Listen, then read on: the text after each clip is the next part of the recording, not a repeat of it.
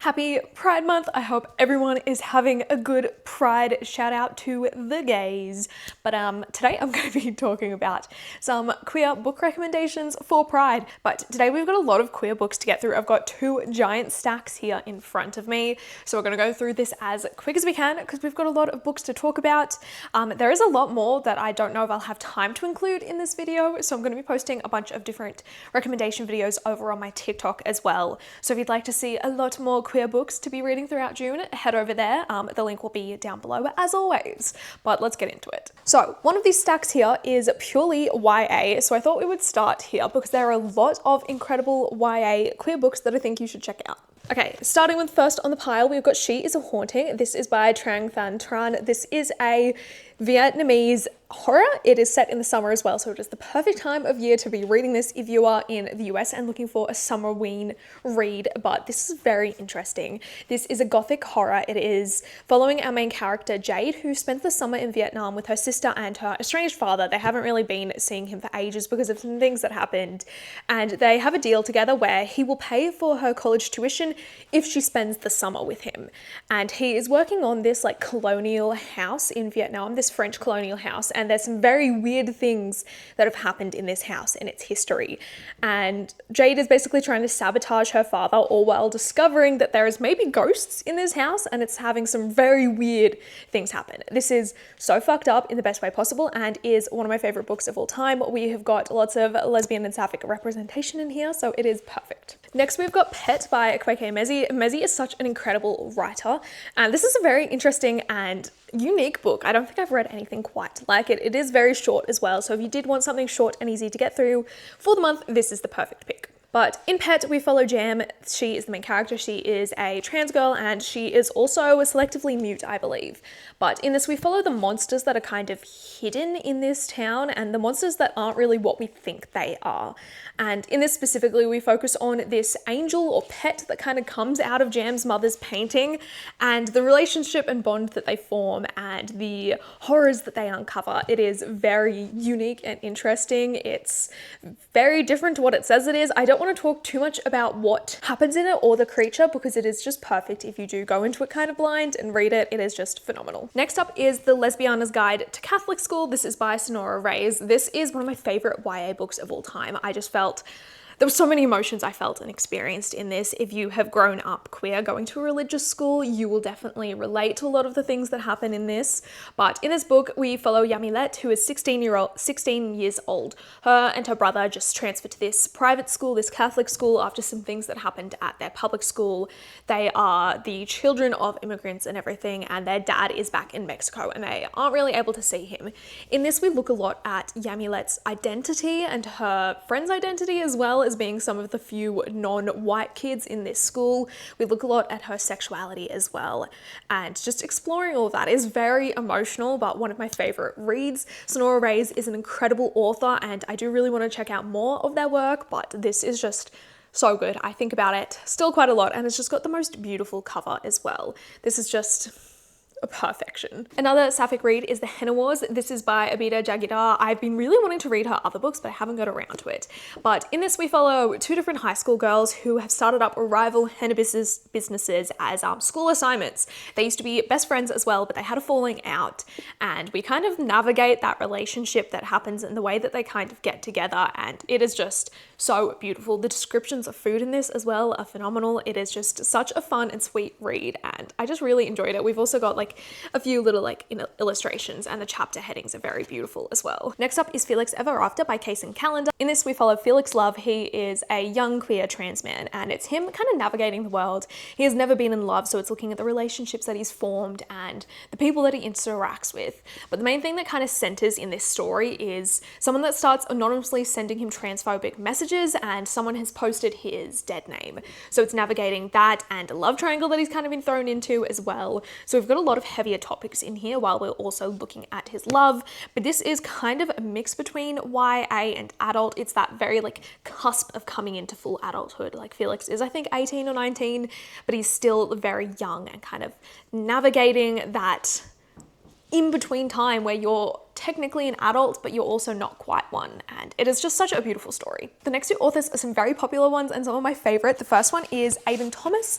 He is the author of The Sunbury Trial and Cemetery Boys. These are two of my favorite books of all time. Cemetery Boys is again a very spooky and perfect read for Summerween or Halloween if you want to save it till then. So in this we follow Yadriel, who is a trans boy, and his family is full of like brujas and bruhos. These are people that can use magic and communicate with the dead. And he's kind of fighting to be seen as who he is meant to be and is worried that the magic will kind of not match his actual identity. So it's looking a lot about the spiritual connections there, the culturalism as well, and the way that he's kind of trying to deal with this and be seen for who he truly is. But the main thing that centers this story is that Yadriel accidentally wakes up someone from the dead, and it turns out to be a guy that had kind of been a bit of a bully and wasn't the best person at school, and it's kind of them navigating this relationship and trying to figure out what went wrong and why this person is a ghost and not going away. It is very cute and sweet, and there is meant to be a sequel coming out soon, I think this year or next year. The Sunbury Trials is a trial-based fantasy. Think things for survival like the Hunger Games, and we've also got the Children of Gods, and it is just so beautiful, so much queer representation in this as well. In this we follow Teo, who is a young trans boy, and he has been thrusted into these trials to represent his godly mother. We look a lot about his fight for identity, how kind of his look doesn't quite match who he is, and he's very much different from everyone else in more ways than one. We look at him trying to come into his true powers and the insane stuff that happens throughout these trials and these fight for the survival. Just the twist at the end of this is absolutely insane, and book 2 is out, is something I still need to read, but this is one of the best YAs I've ever read. The next author I wanted to talk about is Andrew Joseph White. I've got 2 of his books here, but he's got 3 that are currently out, and all of them are fantastic, especially if you love YA horror.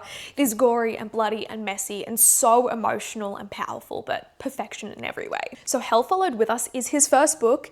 In this we follow our main character Benji. He is a trans boy, and he's been kind of brought up or been a part of this religious cult. It is the end of the world, kind of like the apocalypse is happening, all that kind of biblical stuff. So we follow Benji as he tries to escape this religious cult because they will not let him be who he is, and they've also done something to him to kind of bring upon more of the end of the world and create total destruction, and he is trying to flee from that. In the process, he finds a band and group of teenagers that are also fleeing and creating their own little safe space. We've got lots of trans representation, Achillean and Sapphic representation, as well as neurodivergent representation as well. These books are just incredible. It is sad and devastating, yet so beautiful with the found family elements, and just very gory and messed up as well. Then we've got The Spirit Bears Its Teeth, which is a Victorian Gothic horror. We've got lots of medical and body horror in this, so if you're not a fan of that, maybe steer clear of this one. In this world, we've got people that are mediums. They are the ones that are violet-eyed, and the men and women with violet eyes are treated very differently. The men are allowed to use their powers and to be part of this very secret society, whereas the women are kept only to be bred basically and used to create heirs that are violet eyes that are men. And our main character Silas is a trans boy, and he's kind of navigating this. He's trying to fight to actually be who he wants to be. He wants to be a surgeon, but because of who he was born as, that is not possible, and he isn't allowed to do what he really wants. He ends up getting sent to this kind of like school asylum sort of deal, and uncovers the ghosts that are hidden there, the dark secret at its center, and it is just honestly so fucked up. Like I said earlier, the body and medical horror in this is quite a lot, so if it's not your thing, I would steer clear, but check the content warnings. This is harrowing but beautiful in the best way possible. Like I said, it is a Victorian Gothic historical horror, and it is just perfection. I've also got a little manga series I wanted to talk about. If you've been watching any of my recent videos, you will know it is my current obsession, and that is The Guy She Was Interested In Wasn't a Guy at All. This is by Sumiko Arai, and these are just so cute. So in this we follow 2 different characters. The first one is Aya. She is a very popular, upbeat girl at school. She's got a very close-knit group of friends. A lot of people are in love with her, like a lot of the boys want to be with her, but she hates them. And she secretly loves listening to rock music, and one day discovers this little like CD and record shop that she hadn't seen before, and she walks inside and sees this guy working there and kind of immediately falls in love with him and is obsessed with him and thinks he's cute. And then our other character is Mitsuki, who is Aya's classmate and also that guy that works in the CD shop. So it's kind of navigating their relationship and how Mitsuki's trying to deal with these feelings she's also feeling for Aya, but Aya doesn't really realize that Mitsuki is this guy, and vice versa, you know, so it's navigating that. It is just so cute and funny and wholesome, and I absolutely love how sweet it is. There's some very like funny and adorable panels in this, and it is just perfection. I love the way it all goes. Just the sapphic representation in this is honestly so perfect and sweet and so normalized as well. I just love how accepting everyone in this is. Moving on to a few adult fantasies. The first one is Road to Ruin by Hannah Lee. I've again been speaking about this quite a bit lately because Flight of the Fallen, which is the sequel to this, is currently out and I have been reading it and adoring it. But this is a Mad Max inspired sapphic fantasy. In this we follow Jin, who is a mage bike courier. She is someone that has these special abilities that means she can traverse this kind of like dustland and wasteland and get between these different like cities. And she has been delivering these messages between two different people from two of these different cities, a prince and a princess basically, and they've been falling in love, and she's been witnessing this the entire time while also falling in love with both of them. And one day the princess approaches her when she's delivering a letter and asks if Jin can help her flee and to go meet this prince that she's been talking to, because her father has set her up in an arranged marriage and she doesn't want to be part of that. So Jin accepts it.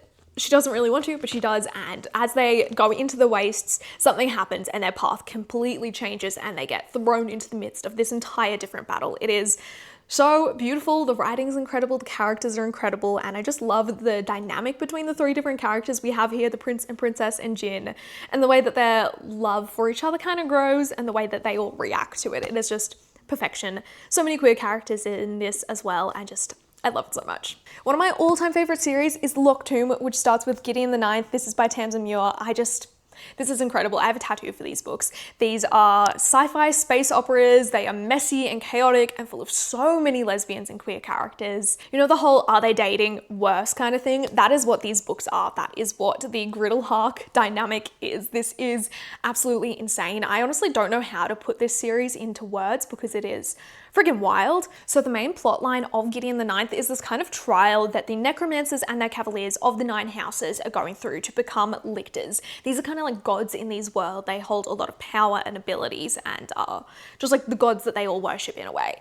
And once Gideon gets there with Harrow, who is her necromancer, people start kind of getting picked off and dying one by one, and they're trying to figure out whether it is one of the other competitors and necromancers killing them, or if there is something more sinister at play. It is chaotic and hilarious and just perfection. This is such a unique and interesting world. It is very confusing, but it's kind of meant to be, and it's just like insane. Each book in this series is so different from the other, but so perfect. It has got some of the best writing I've ever read. And again, like I said, there's not quite much romance in it, but everyone is very much gay, so it is perfection. The next two fantasy books I wanted to speak about are the Dragon Doorstopper books. So these are the Roots of Chaos books by Samantha Shannon. These are so great. I won't talk too long about them because I've spoken about them quite a lot lately, but these are kind of like interconnected standalones. So A Day of Fallen Night is set before Priory of the Orange Tree, but you can kind of read them in any order. But in this, we've got a world where there are dragons and dragon riders. There are people who are there to hunt and slay these dragons. We've got lots of sapphic representation. We've got some ace representation and demisexual representation as well. And it is just perfection in every sense of the way. If you love a classic fantasy with dragons, these would be perfect. They may look daunting with the length of them, but they are honestly pretty easy to get through, I would say, just because the writing is so beautiful. Okay, the last little stack I have here is some more romance ones. So the first one is, again, kind of a Halloween-y read, and that is Pumpkin Spice and Poltergeist. This is by Ali K. Mulford and K.L. Morrison. This is a really sweet and pretty short read as well. This is set in a like Stars Hollow-esque town. It's a town that is always in Halloween mode. We've got monsters that roam about that people think are just people in costume, but they're really not. So in this we follow a witch. She has grown up in this town. She runs a little apothecary there, and she is recently going through the loss and the death of her girlfriend, and she's kind of not coping with that and accidentally kind of summons her ghost and now can't get rid of her. Then our other character, her sister, is human and lives and works in this town in a bakery, and she's recently been going through some stuff, so she decides to come and stay with her sister and work at that cafe and bakery. And she crosses paths with this witch a lot, and it's kind of their romance and relationship that ensues from there. It's really fun and sweet. It's got so many perfect Halloween and like autumnal vibes. It is just so fun. We've got bisexual and lesbian representation in here as well, and it is just so sweet. And I believe there will be other books set in this world because there are so many characters in this book that would be amazing to explore. Continuing with Ali K. Mulford, I've got an interconnected romance series from them. There are 4 books currently out. I only own 3 of them, but these are the Prickle Island Zoo books. All of these have got different representation in them, but in these we follow the Lachlan siblings. Their parents own and built this zoo on Prickle Island. Think kind of like the Irwins sort of vibe. We've also got like a rival zoo family in there, which are Australians. They're the Madigans or something, and they are very much meant to be the Irwins. They have a reality show after them, and they kind of have a very strong rivalry with this family. But in these books, like I said, we follow different siblings. The first one, she's a keeper. We follow Lark. She is bisexual, and we look at her kind of like dealing with being a perfectionist and always trying to do what's best for her family, but not necessarily her. So one day, Logan, who has just gone through a long-term breakup, he decides to go into this summer program that the zoo has where people can volunteer. It's usually for college students, but he is a lot older, and he gets paired up with Lark for a lot of the things, and she hates him, and it's kind of their dynamic growing and changing and the chaos they get into. It is very cute and fun and steamy as well, and also quite heartwarming and tender at the same time. Then the next book is Easy Tiger. This one follows Hawk, who is the oldest of all of the siblings, and he's kind of filled the responsibility in the gap that their father left behind after his passing.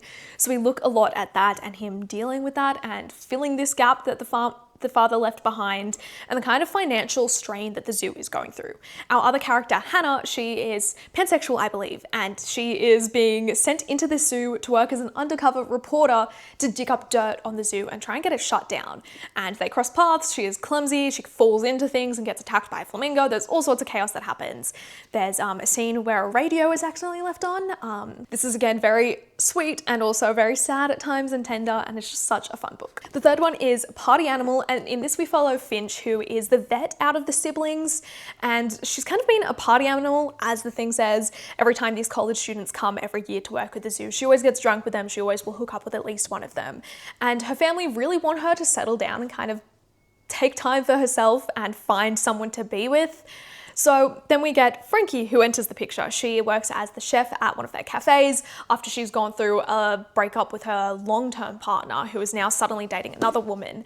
And we look at her exploring her sexuality. She always thought she was straight, but maybe that's not the case. In this, we've got lesbian and bisexual representation. The fourth book is Crocodile Tears, and in this one we follow Dove, who is one of like kind of the middle to younger siblings, and this is kind of like a childhood friends to lovers in a way. They haven't seen each other in years. But this one is centered around a movie that is being shot at the zoo to try and help them keep open and to help with their financial issues. And Dove's childhood best friend Deacon is the movie star in this.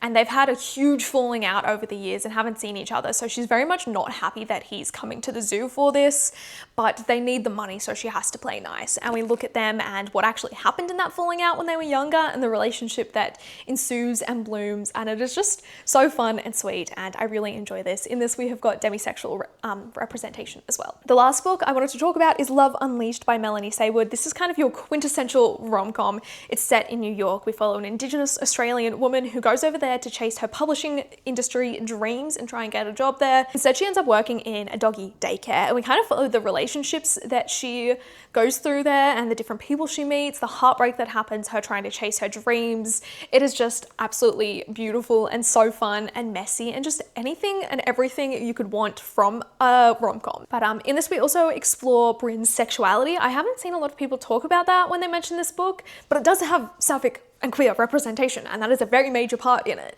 And it is just honestly so fun. If you do love those YAs set in New York, I think you will really love this. It is just so fun and messy and chaotic. It is also kind of based off Mel's trip to the New York and what she went through there. There's a lot of similarities. So if you want to hear more about her talking about the book, I would look at her TikTok because she does have a few videos there talking about it and her experiences. But there were so many other books I wanted to talk about. You can probably see quite a few on my shelf that would fit this video, but these are some of the ones that I thought would be best for today. Like I said, I will have more queer book recommendations over on my TikTok and probably Instagram as well. So there's a link down below for you to follow, but let me know if you have have read any of these, or if you have any queer book recommendations yourself, make sure to like, comment, and subscribe, and also turn the notifications on if you can, and I will see you all with a new video next week. Goodbye.